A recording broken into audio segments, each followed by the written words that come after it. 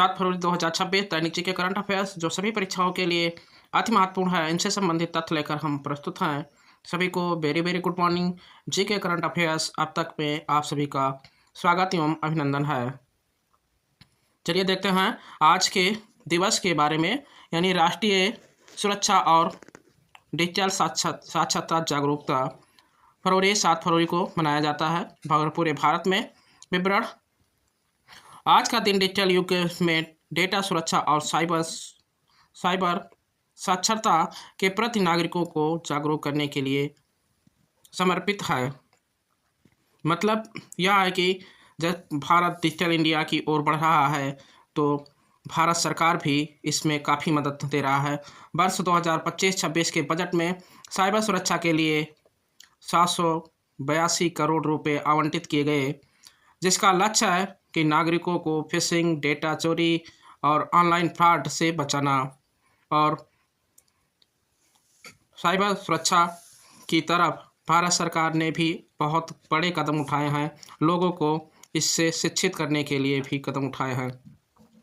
चलिए देखते हैं एग्जाम पॉइंट की दृष्टि से, यानी भारत सरकार के डिजिटल इंडिया अभियान के तहत साइबर सुरक्षा भारत का पहल का उद्देश्य साइबर अपराधों के प्रति जीरो टॉलरेंस की नीति अपनाना मुख्य है। चलिए देखते हैं भारत के कुछ ऐतिहासिक तथ्य, यानी 1999 अनिल कुंबले का परफेक्ट 10, यानी 7 फरवरी 1999 का दिन अनिल कुंबले के लिए एक ऐतिहासिक दिन रहा। आज ही के दिन दिल्ली के फिरोज शाह कोटला मैदान में अनिल कुंबले ने पाकिस्तान के खिलाफ एक पारी में 10 विकेट लेकर विश्व रिकॉर्ड बनाया था।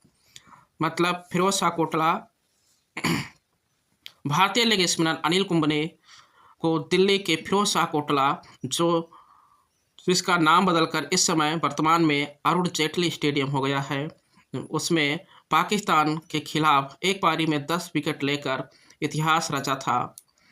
इस उपलब्धि को परफेक्ट 10 कहा जाता है। यानी परिणाम इसमें क्या हुआ था, भारत ने यह मैच 212 रनों से जीत लिया और सीरीज में 1-1 की बराबरी की। 1915 दक्षिण अफ्रीका से गांधी जी की वापसी का प्रभाव। इस समय गांधी जी भारत में सक्रिय हो चुके थे और उनके राजनीतिक गुरु गोपाल कृष्ण गोखले के मार्गदर्शन में देश का भ्रमण कर रहे थे।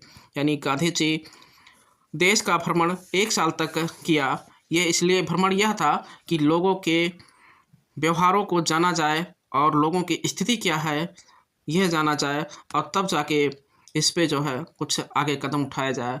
तो गांधी जी ने लगभग 1 या 1.5 साल तक लोगों के बीच में घूम कर उनकी स्थितियों और उनकी परिस्थितियों को जायजा लिया। तब जाकर अंग्रेज़ों के खिलाफ इन्होंने अपना मोर्चा संभाला। चलते हैं देखते हैं विश्व से संबंधित कुछ घटनाएं। यानी 1992 में मैस्ट्रिच संधि, आज ही के दिन इस संधि पर हस्ताक्षर हुए थे, जिससे यूरोप संघ की आधिकारिक स्थापना हुई। यानी यह संधि क्या है, यानी 7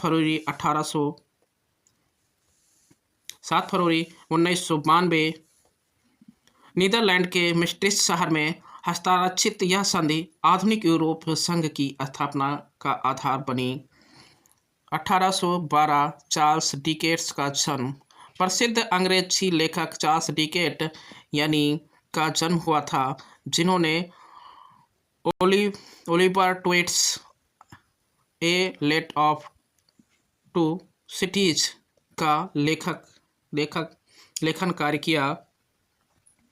ये 7 फरवरी 1812 को इंग्लैंड के पोर्ट्समाउथ में जन्मे चार्ल्स डिकेन्स विक्टोरियाई काल के सबसे महान लेखक और लोकप्रिय लेखकों में से जाने जाते हैं, जिनकी रचना ओलिवर ट्विस्ट और ए लेटर ऑफ सिटीज मुख्य है।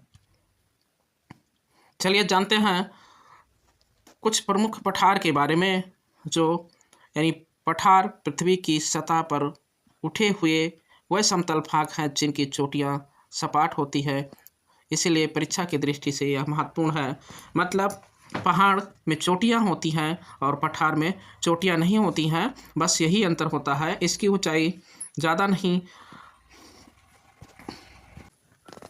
चलिए देखते हैं कुछ प्रमुख पठारों के बारे में। जैसे तिब्बत का पठार, इसे विश्व की छत यानी रूफ ऑफ द वर्ल्ड कहा जाता है। यह विश्व का सबसे ऊंचा और सबसे बड़ा पठार है, इसीलिए इसे रूफ ऑफ वर्ल्ड कहा जाता है। दूसरा देखते हैं पामीर का पठार। यह मध्य एशिया में स्थित है और कई पर्वत श्रेणियों का मिलान बिंदु है। दक्कन का पठार, यह भारत का सबसे बड़ा पठार है जो ज्वालामुखी लवा बेसाल्ट से बना है। ऐसे ही देखते हैं छोटा नागपुर का पठार। इसे भारत का रूर यानी रूर ऑफ इंडिया कहा जाता है, क्योंकि यहाँ खनिज संपदा यानी कोयला लोहा प्रचुर मात्रा में पाए जाते हैं। कोलोराडो का पठार, यह संयुक्त राज्य अमेरिका में स्थित है, जहाँ विश्व प्रसिद्ध ग्रेट कैनियन स्थित है। अनातोलिया का पठार, यह तुर्की में स्थित है। इसे एशिया माइनर के नाम से भी जाना जाता है। इसकी ऊंचाई 600 से 1200 मीटर है। चलिए विज्ञान से जुड़े कुछ जानकारियाँ लेते हैं। मानव पाचन तंत्र, ह्यूमन डाइजेस्टिव सिस्टम, पूर्ण पाचन, भोजन का पूर्ण पाचन और अवशोषण छोटी आंत में होता है। यकृत यानी जिसे हम लीवर कहते हैं, या शरीर के सबसे बड़ी ग्रंथि जो पित्त रस का स्राव करती है। वनस्पतिक ऊतक जाइलम होता है, या जड़ों से पानी खनिजों को पौधों के ऊपरी भाग तक पहुंचाता है।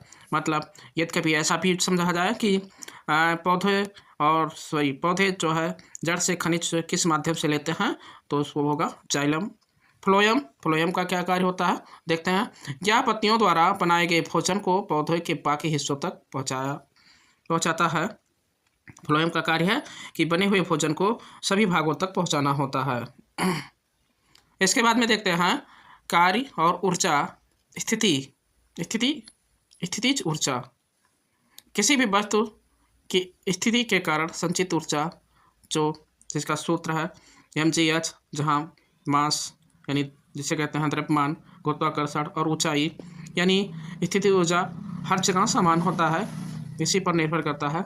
ऊर्जा का संरक्षण नियम, ऊर्जा ना तो नष्ट किया जा सकता है ना ही बनाया जा सकता है, और केवल एक रूप से दूसरे रूप में बदला जा सकता है।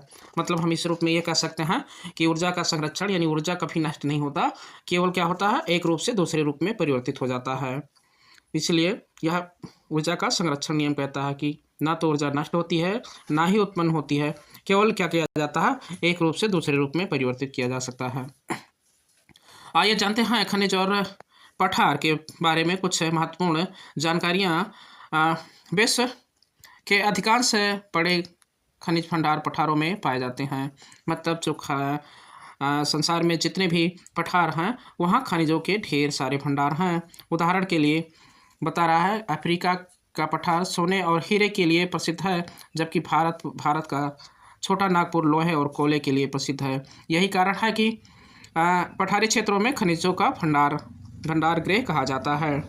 मतलब यह है कि पठार जहाँ होते हैं वहाँ खनिजों के भंडार होते हैं, इसी कारण जो है खनिजों का भंडार गृह किसे कहा जाता है, पठार को कहा जाता है। चलिए इन सभी से जुड़े 10 महत्वपूर्ण प्रश्नों की ओर चलते हैं और इनके आप लोग जवाब देने का प्रयत्न करेंगे। पहला क्वेश्चन है, विश्व की छत रूफ ऑफ द वर्ल्ड किस पठार को कहा जाता है?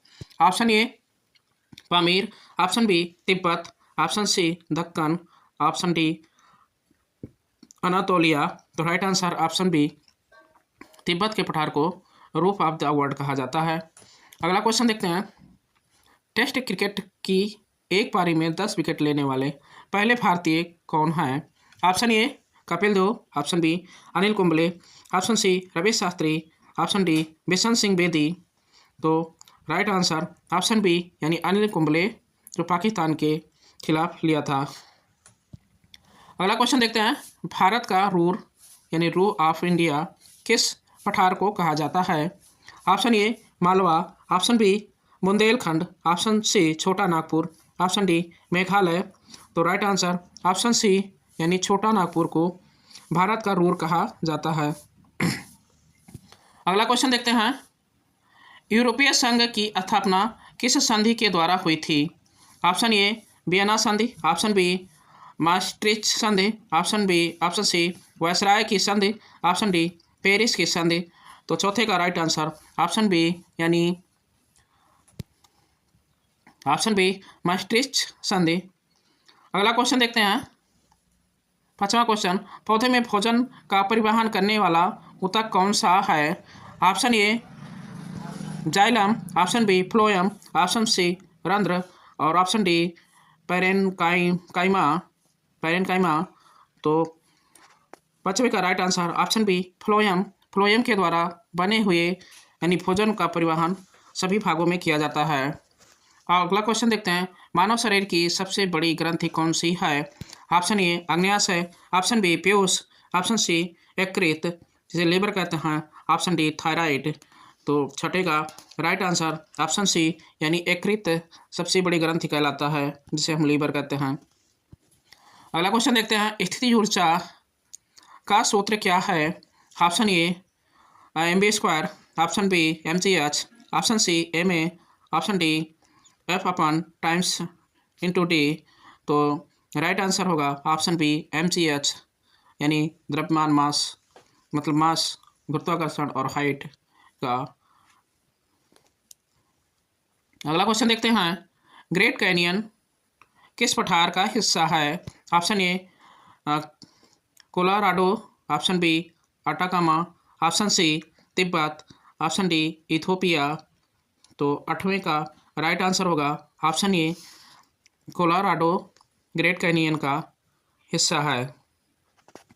अगला क्वेश्चन देखते हैं, दक्कन का पठार मुख्य रूप से किन चट्टानों से बना है? ऑप्शन ए अवसादी, option B basalt, option C रूपांतरित, ऑप्शन डी ग्रेनाइट। तो नौवें का राइट आंसर होगा ऑप्शन बी यानी बेसाल्ट से बना है। अगला क्वेश्चन और आखिरी क्वेश्चन देखते हैं, भोजन का पूर्ण पाचन मानव शरीर के किस अंग में होता है? ऑप्शन ए बड़ी आंत, ऑप्शन बी आमाशय, ऑप्शन सी छोटी आंत, ऑप्शन डी मुख। तो राइट आंसर ऑप्शन सी यानी छोटी आंत में पूर्ण पाचन होता है। इस तरह से 10 क्वेश्चनों की सीरीज समाप्त हुई है। अगले दिन मिलेंगे सभी को। जय हिंद,